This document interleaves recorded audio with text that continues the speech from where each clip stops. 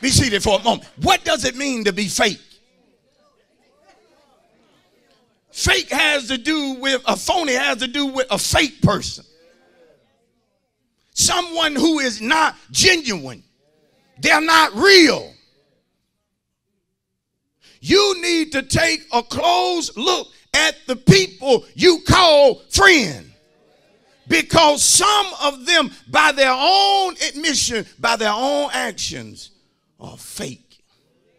Another word for fake is they are counterfeit. Nothing like getting in a bad situation or a tough situation with a counterfeit friend.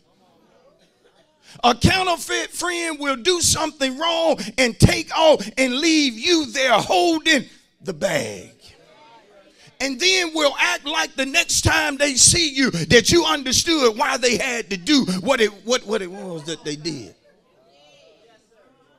And can I just be honest? I just don't like putting up with counterfeit folk. I like to deal with people that's real. I like to be around people that's going to be themselves. I don't like to be around folk that's counterfeit, that's fake. What you see is not what you get. These type folk will say one thing to you, but then as soon as you leave, they'll say something totally different to somebody else. You have to be careful about these folk. And believe it or not, all of these people are not at the club. All of these people are not in motels and crack houses. And so some of these folk actually love to come to church. Some of these folk actually speak in tongues. Some of these folk actually sing in the choir. Some of these people,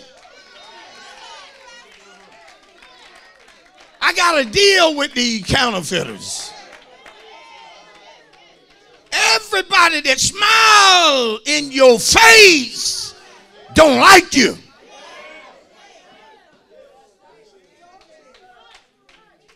Everybody that say they got your back, they have it, but it's only to put a knife in it. They have your back because that's the best way that they can. Counterfeit is also has to do with an imposter, a pretender. A pretender is somebody who knows what to say, knows how to act in order to befriend a person. And some of us acting like, yeah, pastor, folk like that ain't right. Ooh, pastor, get them, preach on them, pastor, hit them hard today. But hold up here now. Because even those of us that are good and saved, it ain't like we can't relate. Because at some point in all of our lives, we have been that pretender. We've been that fake person. I'm going to have to deal with this. I've been that man that told a woman everything I knew she wanted to hear, just so she would give me what it was that I really wanted from her. And had I came right out and told her, all I want from you is such and such and such and such, she wouldn't have gave it up. But I recognized what she wanted to hear. I recognized what she needed in her life. I recognized what hurt her. I recognized what made her smile. I recognized what she wanted to hear. I tapped into her emotions in order to destroy her. And I was a pretender. I just don't want to get hurt again. And then you reassure them that the last thing you would ever do would be to hurt them. Girl, before I hurt you, I'll walk away. Before I hurt you, I'll hurt myself. I would rather harm myself, baby girl, than to ever do anything or say anything that would damage you, my queen. You mean the world to me. Sounds good, but coming out of the mouth of a pretender. And don't you phony fake sisters sit there and act like you ain't ever been a pretender, that you ain't ever pulled one over on a good man, made him think he was better looking than you really knew what. Don't y'all play. There are some sisters out here that ran some major game. Had a brother feeling good about himself. And the only thing you wanted from that brother was his money. You wanted to get paid, and you knew he wouldn't dare give up all of that check unless you were telling him stuff that he wanted to hear.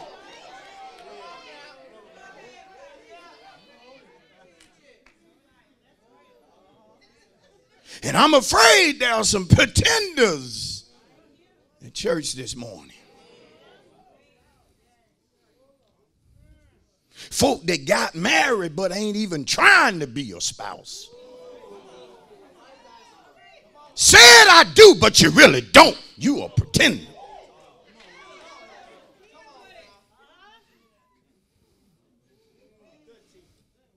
It's tight up in the house. And see, pretenders should be feeling a little uncomfortable right now. A pretender should be a person that's saying, is it warm in here? Isn't it a little hot? Why don't they have the air? Look, honey, we got the air on. It's just that you are a pretender, and this message is getting next to you, making you wonder if somebody been talking to the pastor. No, it ain't that. So Solomon deals with it in Proverbs, the 12th chapter and the 26th verse, by giving us a proverb. The righteous should choose his friends carefully, for the way of the wicked leads them astray. Short saying, but full of truth. How many know you don't really have, a person don't have to say a whole lot for a whole lot of truth to be in what they just said? Come on, say, I just said something then. Some folk talk all day and ain't said nothing. Yeah, that's real. It's a short saying that's full of truth. But a proverb is also a wise saying.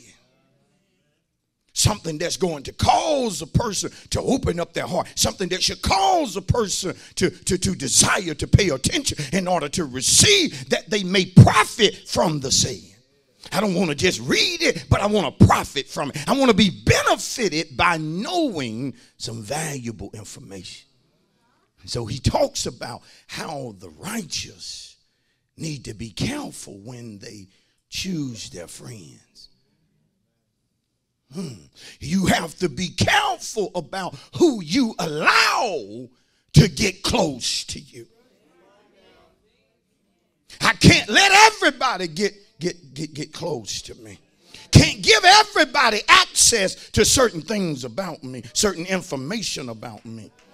Can't let everybody know what makes you tick. Can't let everybody know what makes you happy. Some folk don't need to know about how certain things make you happy. Oh, God, preach it up in the house, pastor. See, because there are certain conversations you can have with certain people. And you can tell them certain things about you or certain things you like. And they'll begin to try to be what you said you liked. Come on. You have to be careful on your job, brother. You can't just be exposing to a woman everything you like about a woman and what really turns you on about a woman. You're going to recognize that if the woman is up to no good, that you're going to come back to work the following week, and now she's wearing her hair the way you say you liked her hair. She's got on the tight clothes that you say you like, and now she's trying to talk a talk that you say you're interested in. Because you gave them some valuable information. How many of you ever told somebody something about you and later on y'all had a falling out and they turned around and used against you what you told them? And in our day and time, it's real jacked up because they'll not only tell somebody, but they'll have the nerve, the audacity, the stupidity to load it up on Facebook. Better be careful who you make videos with nowadays, because when they turn on you, they'll load it up on the Instagram. Better known as the gossip gram. You have to just wonder sometimes who created certain things. You have to wonder sometimes, what was Facebook really created by a couple of innocent college students who just simply wanted to share information one to another? Or was Facebook something deeper? Was Facebook something much deeper? Was Facebook a way to get folk to give valuable information voluntarily that they normally would never give out? Was Facebook something that, oh God, that is being used to spy on people and to see what's...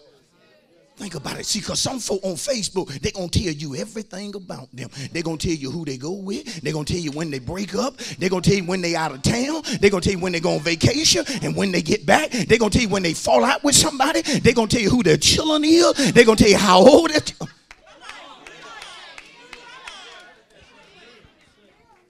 You have to wonder, even when you load up certain pictures, who's looking at these pictures? Some of you love to put your children on the web, but don't you understand that there are people who prey on children, and they love for you to post pictures.